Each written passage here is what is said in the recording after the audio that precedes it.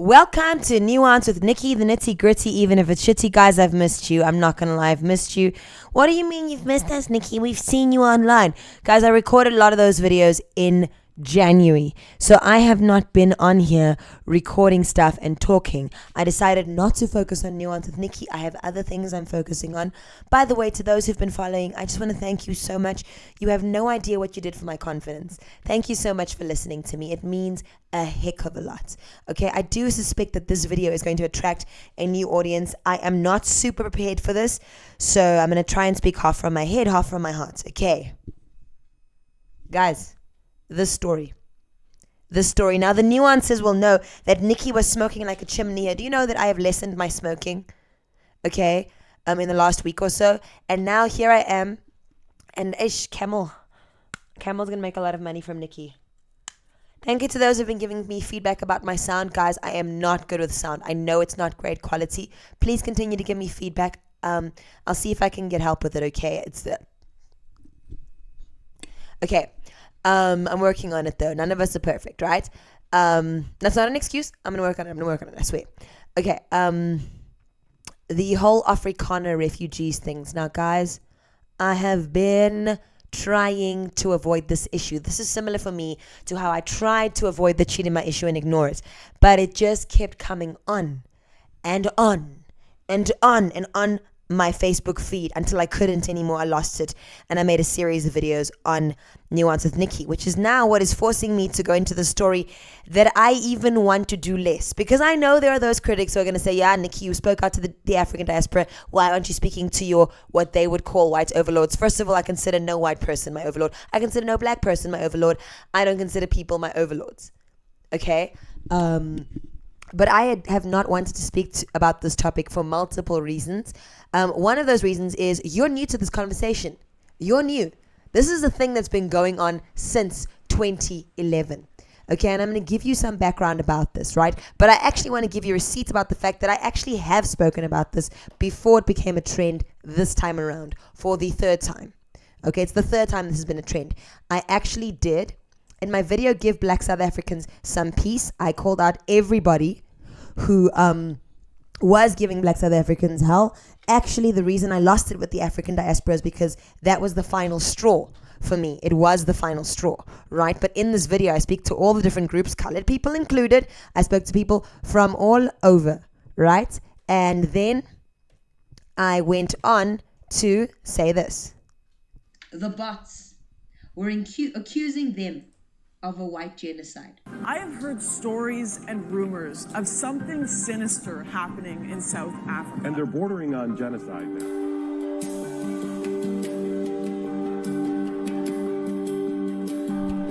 So you're new to the conversation. You think this thing is new. Guys, this was stressing me out in 2017, 2018.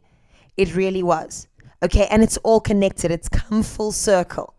I could go in so many directions with this. So please explain to me, you who don't live with Black South Africans, how these two narratives are consistent. She was contesting in Miss South Africa, where South Africans feel like she couldn't represent them because she's African and black, literally. It's racist. I'm not a racist, but the blacks comes first, and then the whites.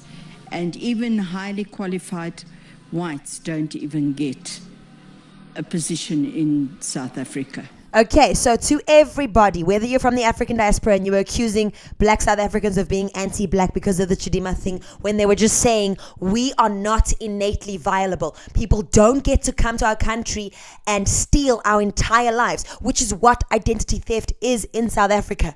Thousands of people, particularly Black South Africans, have had their entire lives stolen. Their right to education, to healthcare, to everything, to voting, of a right they only got in 94 by people like Chidima and friends and all of you that supported her. You are no different from white supremacists. You're like, but you let the white people do it. You just admitted in that sentence that you are exactly the same. Once again, it's the same rhetoric, dehumanizing Black South Africans. Same thing. They always are the villains, according to the narrative, when in reality, they actually aren't. Of something sinister happening in South Africa. And they're bordering on genocide now.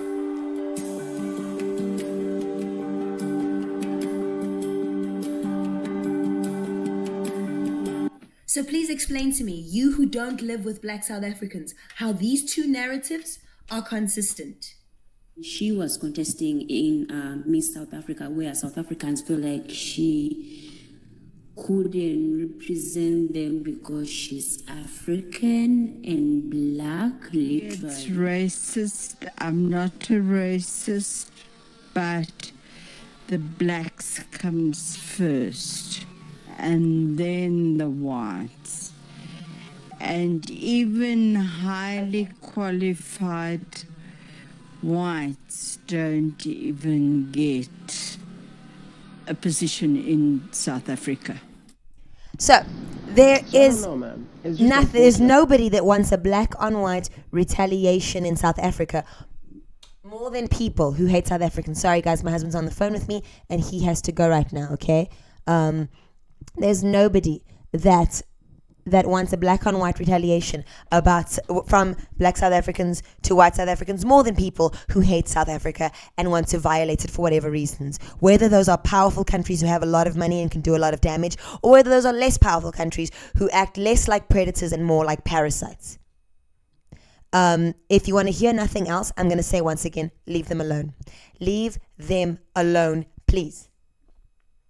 It's the same damn thing.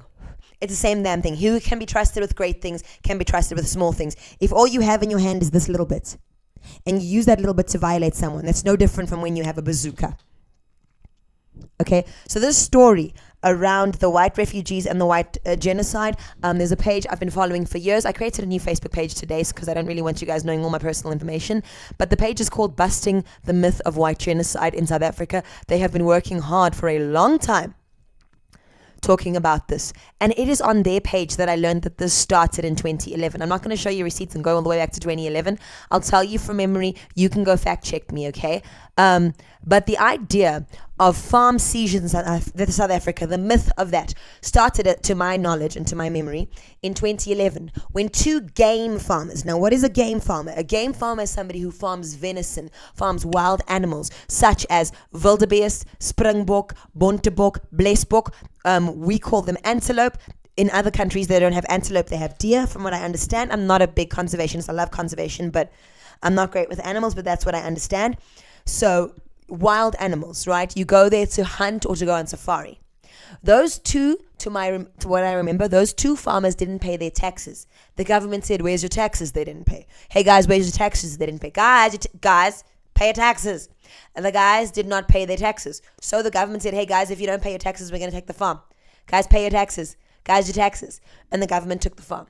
And they started the myth of governments taking actual farms. A huge mischaracterization. I want to make something perfectly clear.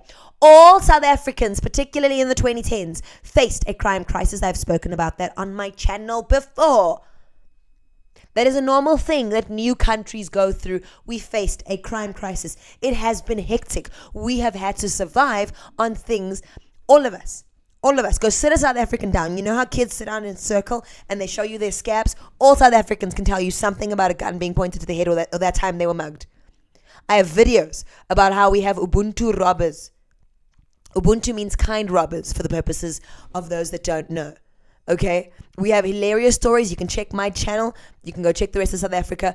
Or you can go check mob justice in South Africa. Go and Google anything about crime in South Africa. You'll see real-time footage of what we have had to face. I am an average boring-ass South African. In my childhood, there were 3 break-ins in my house. And by high school, 2 muggings, 3 or 4 in the streets, and a sexual assault by the time I was 30. Okay? That was the last time Trump was president and Zuma was president. A huge reason why I want to stay out of this whole topic. I'm not going to show you how deep this goes for me. I have also, long before you guys were in this conversation, pointed out that our dear friend, the Musk. By the way, America, if you want certain people to come to your country, and I love white South Africans. I love many Boer South Africans, and I'm going to be standing up for them too here. The real Makoya ones, our family who I've stood up for on this channel. I will stand up for them. I'm not talking about them. We're talking about the trash, which is trying to take itself out. Sayonara, trash. See you later. Have a good time. For those of us who've lived in America and South Africa, whether we are American or South African, it's not going to work out the way you guys think, but go for it, okay? But here's me pointing out, long before you guys were in this conversation, me and my sexy American husband pointing a couple of things out about the musky musk. Elon, make a fool of yourself, please, baby. I need a smoke. Avoid conscription into the South so you African left army. so that you didn't have to do the army. Spending 2 years suppressing black people didn't seem to be a great use of time. I think that's probably the worst use of any human being's time. Right. So good for you. Right on. Elon Musk. Eh? Well, then why is Tesla making stacks off of slave labor from the Congo?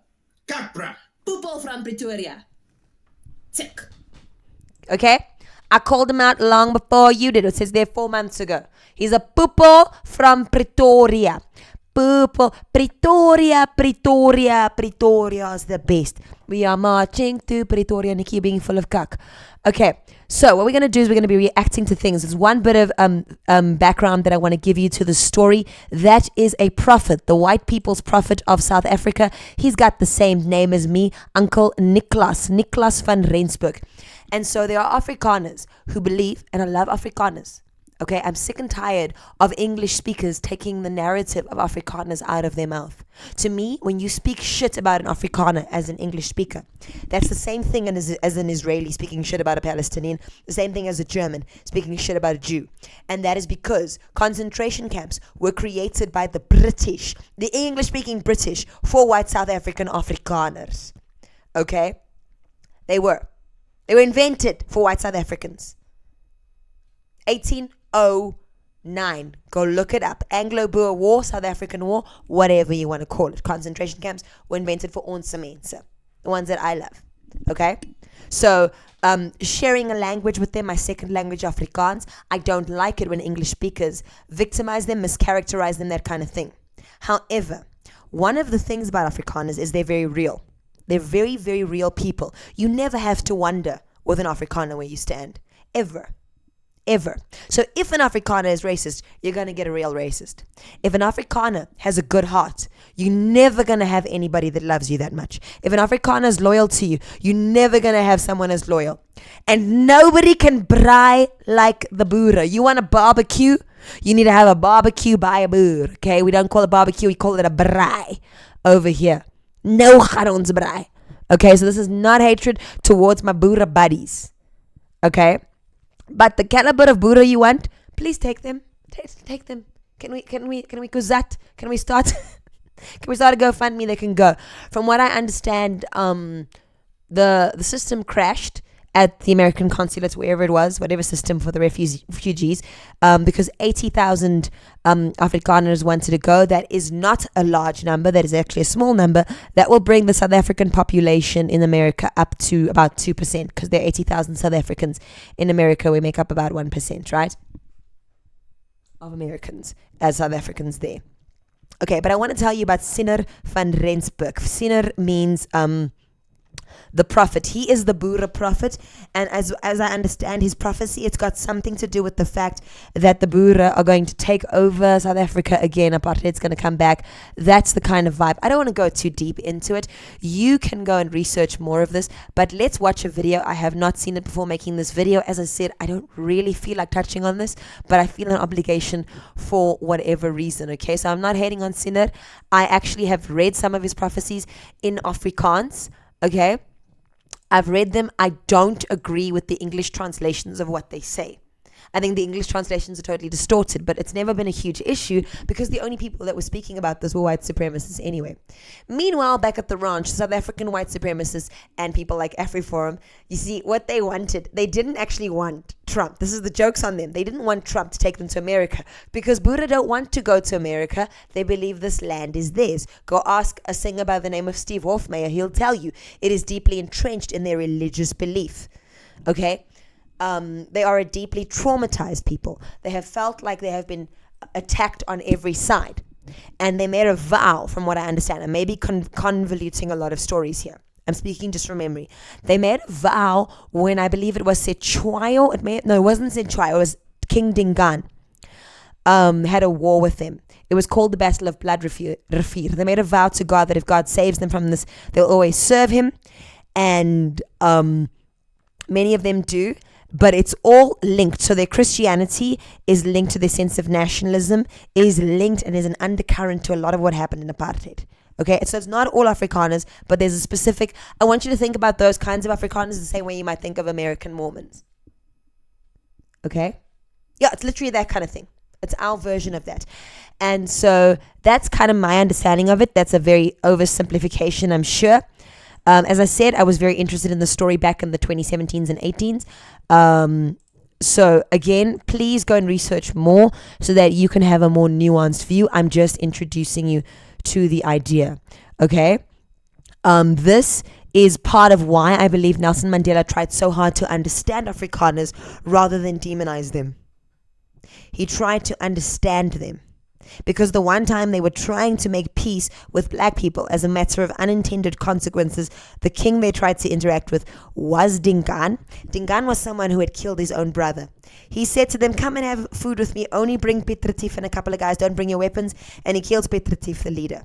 Then there were 200 Afrikaners up against like thousands of Zulus. A couple of Zulus were fighting on the Afrikaner side. I think there was even one American there. You can go research the Battle of Blood River. It's actually a fascinating story. And they were very intelligent because unlike the British who didn't know how to defeat Zulus, they knew Zulu tactics and they put themselves up against the river. And that stopped the Zulus from being able to do the bull's horn, right? Anyway, that created what I call a generational shift. This does not justify what would then happen decades afterwards for 50 years, right? I do believe, as I've said on this program, that when the Boere and the Zulus come together, South Africa is unstoppable. But a lot of pain has been caused between multiple groups in this country, but it's often those two. I'm not trying to spread hate. I am speaking from an unprepared place, okay? And I think Madiba decided that let's rather try and... He's a Xhosa, by the way, not a Zulu. So you guys, if you're new to this conversation, you'd want to look that up too. You're missing a lot of South African context if you look at us on a surface level, okay? He said, let's try and understand rather than fight. And so South Africa went into a time where we all tried to understand each other. People who had been so divided. Today, I'm proud to tell you that I believe this country to be more unified in 30 years than nations more powerful, older, and that have had more time at democracy. Twice, thrice, 100 times more. Anyway, guys, I'm really shooting through a lot of this very fast. Let's introduce ourselves to the issue of Siener van Rensburg, so that I can brush up on this, okay? As I said, I'm trying to rush this video.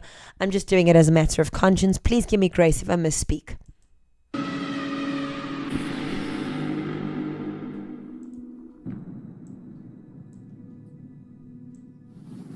Hello and welcome back to the channel. My name is Josh and you are watching Our History. Today we're going over the life of Siener van Rensburg. So if you enjoy this, please be sure to like the video, and if you're new here, please consider smashing that subscribe button. Guys, this guy, I follow him from my other pages. I didn't realize I wasn't following him on Nuance with Nikki, but Joshua over here, Wolfhard, he is amazing if you want to learn South African history. He tells everything from every perspective. You want to learn colored history, you want to learn black history, whatever you want to learn. He's quite detailed. If this isn't your first rodeo and you haven't showed some love to that subscribe button, now is your opportunity. Thank you very much for watching. Siener van Rensburg. Nicolaas Pieter Johannes Nicolaas, or Siener Janse van Rensburg, who was born on 3rd of August 1864 and lived until the 11th of March 1926. He was a Boer from South Africa Republic, also known as the Transvaal Republic, and later a citizen of South Africa, who was considered by some to be a prophet of the Boers. Consequently, his nickname became Siener, Afrikaans for seer. So just one of the things, the South African Republic, the Transvaal Republics, there were two Boer republics, the Zuid-Afrikaanse Republic, that republic, that is why we're called ZAR, Zuid-Afrikaanse.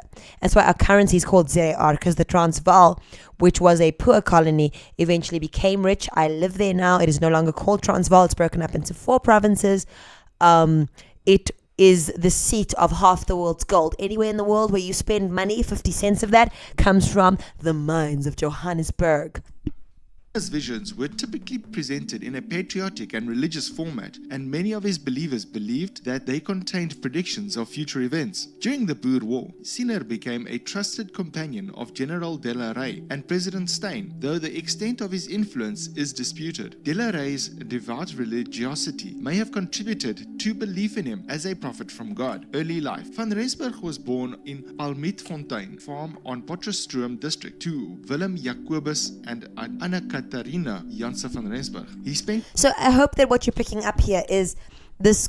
There's a convoluted sense of religion, nationalism, and who they are, and you'll understand the parallel between Israel and South Africa. Both apartheid systems started in 1948. Ironically, if you consider what was happening at The Hague at the time. Okay. I personally know people who've worked both for the IDF and for the apartheid government. I'm South African, so I do. And you may not like this, but I've even known very sweet people who've worked for both. I know that sounds like a very bold statement, but the thing about life is, guys, real people aren't stereotypes. And I'm pro-Palestine, if you're wondering. A lot of my channel, long before you're watching, was dedicated to Palestine. I have a problem with the kind of South African, oh gosh, you're going to get in trouble, Nikki. This is why you didn't want to do the video. Do it. I have a problem with South Africans, particularly South Africans of color, who refuse to see what's really happening in South Africa. I'm done fighting with them, though. I mean, happening in Palestine. I'm done fighting with them, you know? And I have spoken about Congo too. I didn't go as far as Sudan because I thought my heart would break. I made a lot of videos. If you go to my channel, I made memorial after memorial on my channel for Palestinian children. Very few people have watched them. A lot of them have 0 watches. But I did memorials for the newborns. I thought it would be easier once I got past the newborns. But once I did memorials for the 1-year-olds, my heart couldn't take it. It couldn't take it anymore. Okay? Seeing what I'm seeing and knowing what I'm knowing about the world.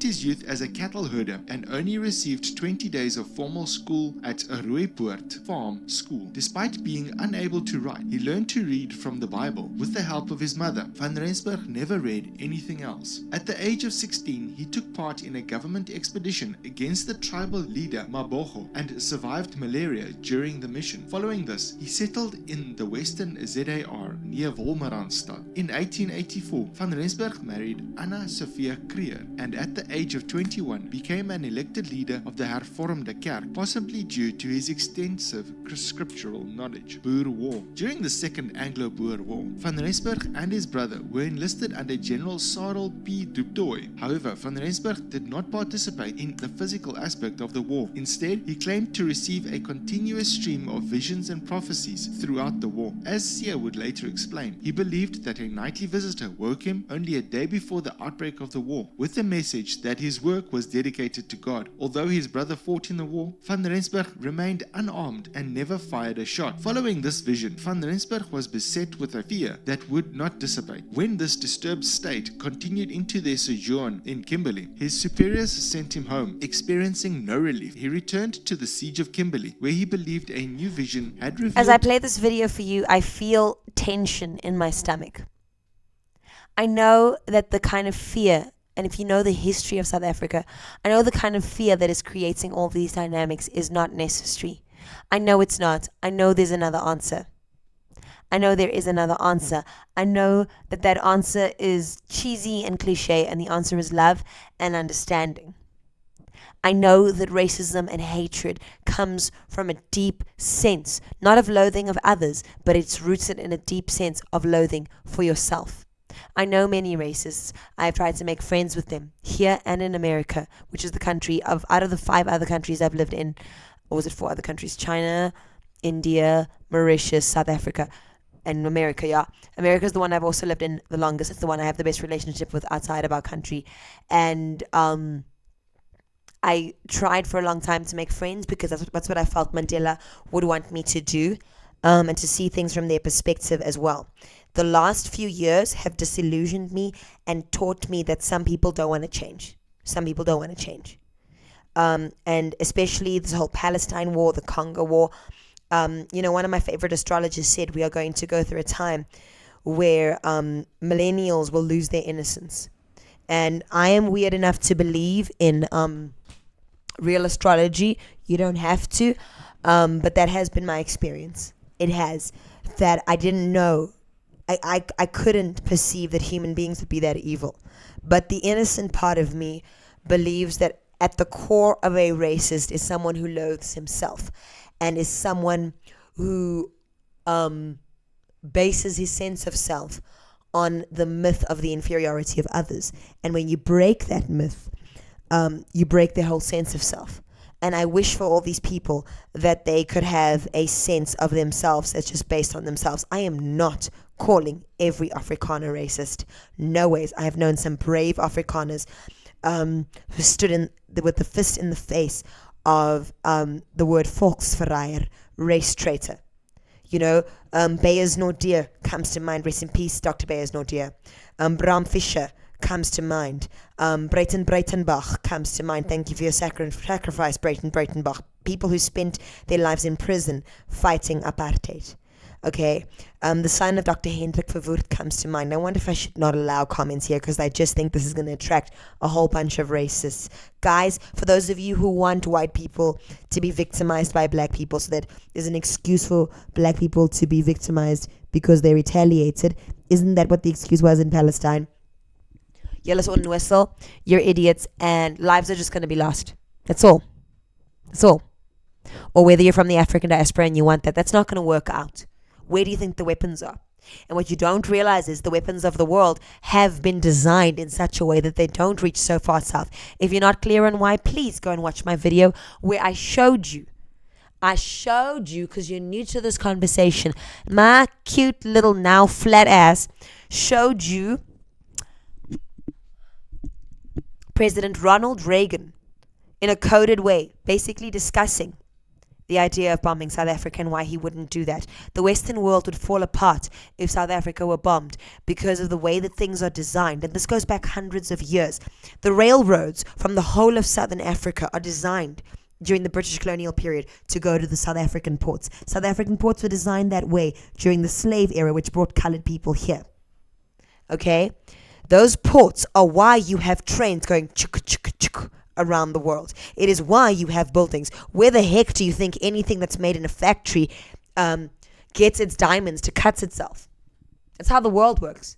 It is standing on the back of Africa, but particularly Southern Africa, in the words of the president, Ronald Reagan. He said that those resources are something for which the Western world has no other secure supply. So at the moment, my belief as someone who doesn't understand these things very deeply is that the downfall of South Africa would mean the downfall not just of Southern Africa, but by implication, the downfall of the entire Western world, based not on my homework. This is the homework of an American president, a POTUS, okay? And it was a man, an Afrikaner apartheid man, by the name of Pik Botha, Pik meaning penguin, Pik Botha, who decided not to allow... to discourage, not to disallow, he couldn't tell the American president what to do, but to discourage the American president from bombing us as a country. So, I mean, the river runs deep with this. The river runs deep, okay? Yo, Nikki, you're saying a lot. Can the people hear you? You're running through a lot. You're running through a lot, guys. So for things to research, for things to fact check me on, go and check Sina van Rensburg. If you want to go watch some white supremacist propaganda, you will see how white supremacists around the world really jerk off to South African white supremacists. Okay? Helped to persuade 610 men to join the cause. With conscription looming, the rebel volunteers swelled to 1,800. Okay, my video's already at half an hour, so let's speed it along. Let us look at what's happening with the Afrikaner refugees. Okay, the story won't die. It won't go away. Afrikaaner refugees.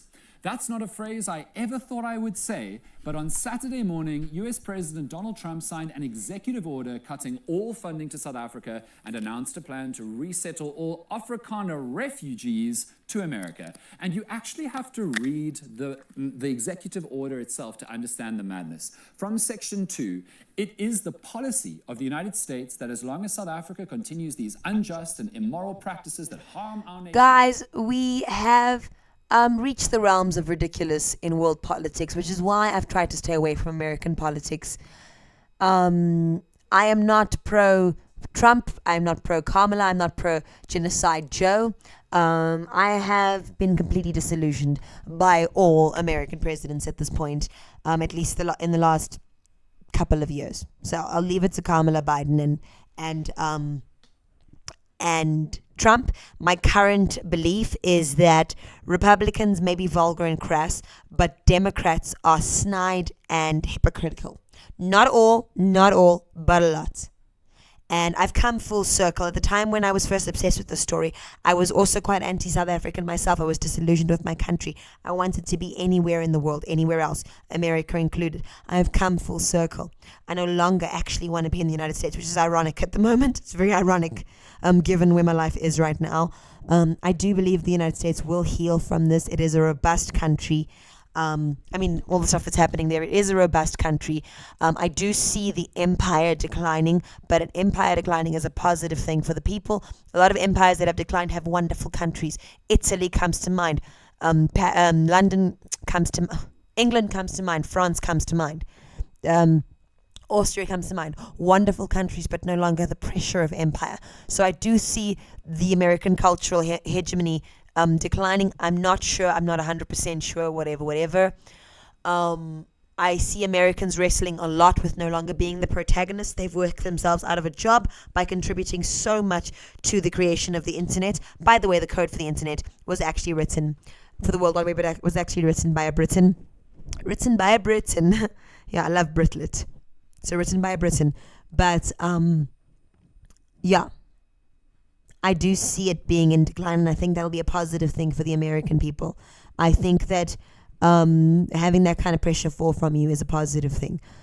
And I do think the battle for the American then is learning how to navigate the world as an equal and truly live in what they believe, which is that all men are created equal. That's a saying that they say, but have not necessarily always been taught how to live. And this is not all Americans. It's not even most Americans.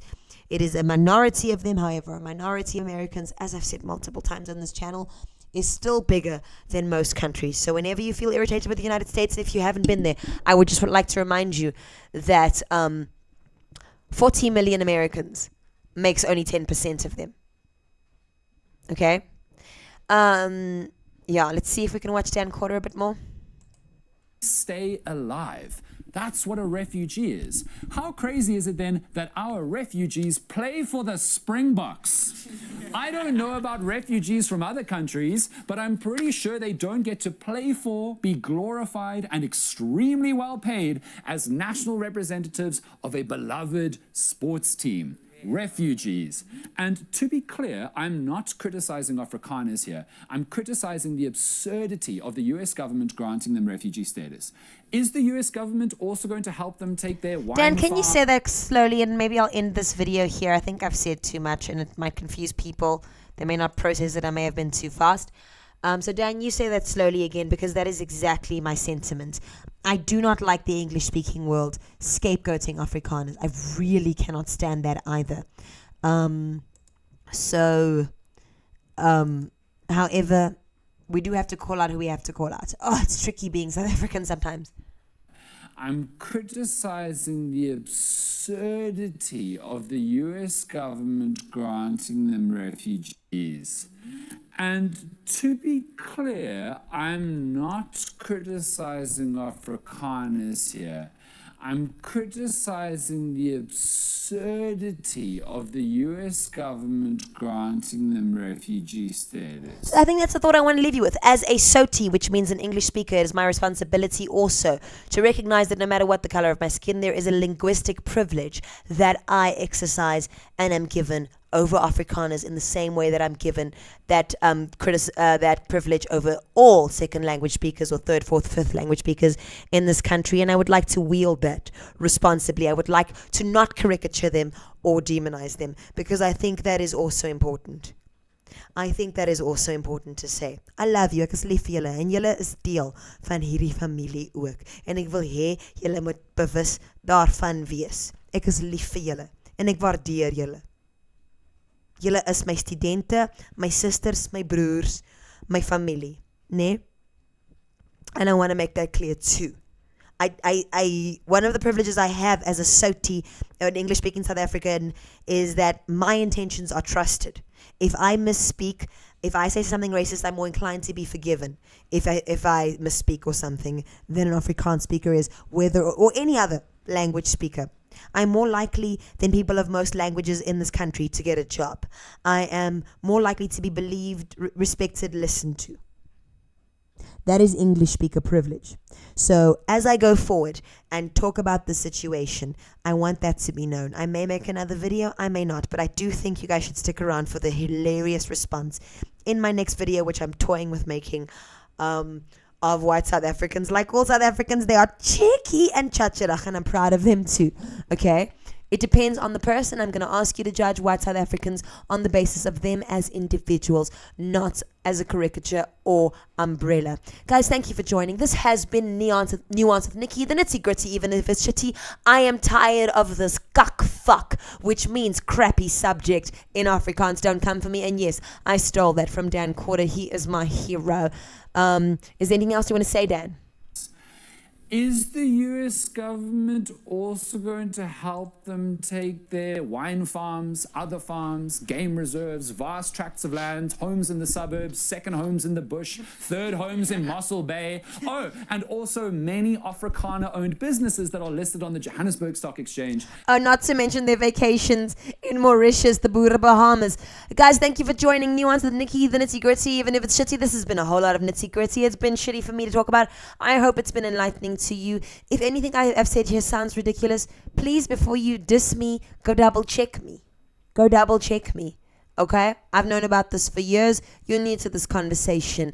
And as usual, mind your business and let South Africans mind their South African business. Thank you for joining.